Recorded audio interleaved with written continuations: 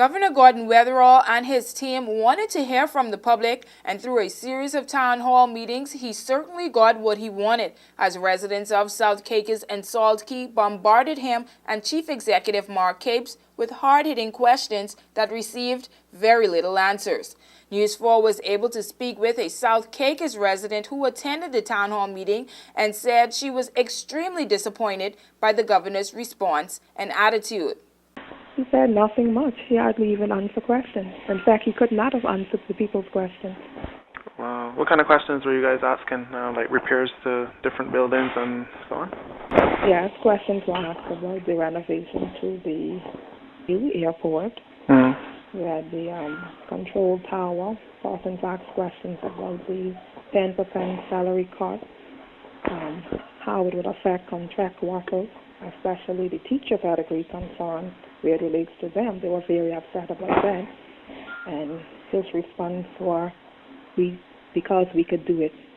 The resident from South Caicos went on to tell News 4 that the governor attended the meeting held at the Regatta Village with a heavy police presence. And after the meeting, no one felt encouraged that things would improve in the near future.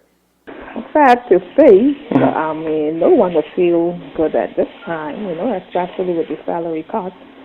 For me, I would say I wouldn't mind the salary cut if it is saving others their jobs. But rumors have it that others would still be fired. That I can't live with. Don't cut my salary and still fire people. Meanwhile, yesterday at the Salt Shed in Salt Key, it was another rowdy welcome for the governor, and some attendees came with picket signs to let him know their displeasure at how things were going. The crowd became more irritated after learning that there would be a delay with the funds that were expected to fix Dean Stock. To the governor at the last town hall meeting that he had in Salt Key, and the governor promised the residents of Salt Key that he would have addressed these concerns and get back to them. So the same issues was raised today, and basically what the governor is saying is that at the moment they don't have any finance to put into none of these projects that need immediate attention. One of the main concerns of the residency in Salt Key is the Dean Stock. The Dean Stock has what they call a break wall, and that break wall stop large waves from coming in towards the sea line, which the boats are protected by, and that is basically destroyed beyond repair, and that is in need of urgent repair.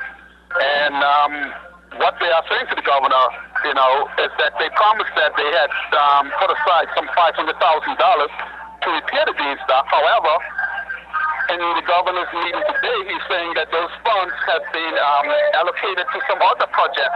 So they have to now begin to raise funds again to rebuild or refurbish the Dean Stock in Salt Key. The residents expressed their strong beliefs in Salt Key's desperate need of a repaired dock and some kind of development to generate income and make the island relevant again. But many feel that the British seem to be holding this progress back.